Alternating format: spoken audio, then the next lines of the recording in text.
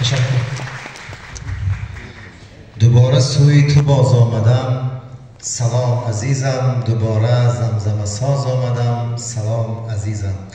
این درود از نام استاد فرزانم و استاد آذرش، این دو شخصیتون شعر تاجیک دائم با ایجاد پرخطای ما نظر نیک دارند. سال 2016 مادر بسیار هم گرامی فرزانه بانو در محفل ادیبان جوان خیلی با سخنان خوبشون ما را در این راه دلگرم کردند و سال 2021 استاد آذرش در آزمون فروغ صبح دانایی ما را خیلی روح بلند کردند و در این جاده راهنمون ساختند.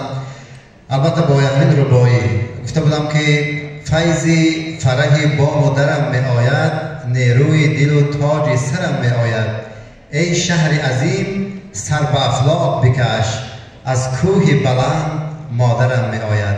که استاد خیلی بهای خوب داد و البته از زبان استاد میگیم که این دم که نصیب ماست با هم باشیم، خرم به همین لحظه بیغم باشیم.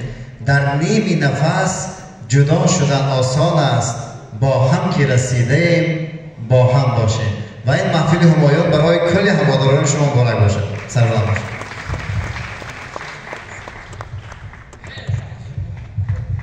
سلام چون